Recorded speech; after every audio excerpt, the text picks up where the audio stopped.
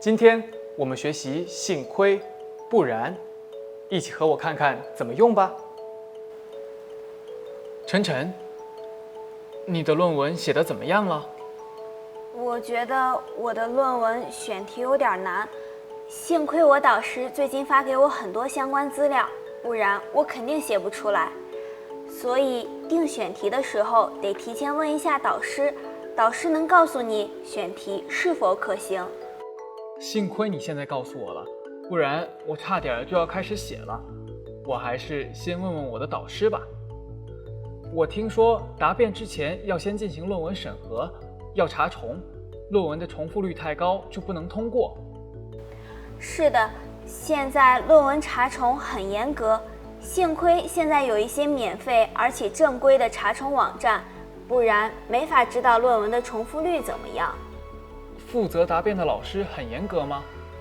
我知道有一个老师特别严格，听说他会问很难的问题，幸亏我的导师已经指导过我了，不然在答辩的时候我会非常紧张的。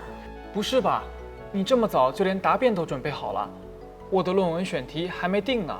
你赶快定吧，幸亏还有好几个月才答辩，不然你肯定来不及的。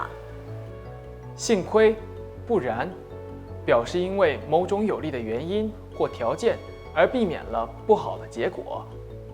幸亏后面的分句引出有利的原因或条件，不然后面的分句引出想要避免的结果。比如，幸亏我导师最近发给我很多相关资料，不然我肯定写不出来。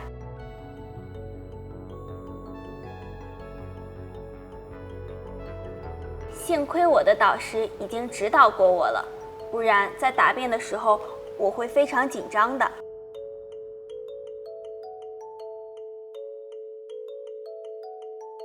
幸亏还有好几个月才答辩，不然你肯定来不及的。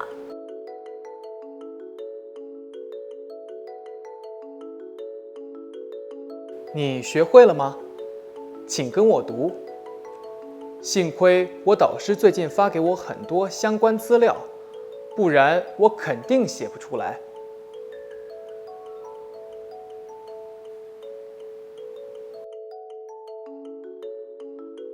幸亏我的导师已经指导过我了，不然在答辩的时候我会非常紧张的。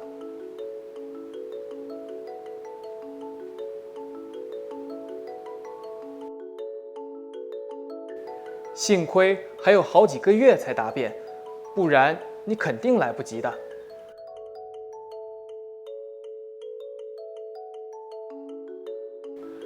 幸亏晨晨告诉我，论文要提前和导师联系，不然我的论文写不好就影响毕业了。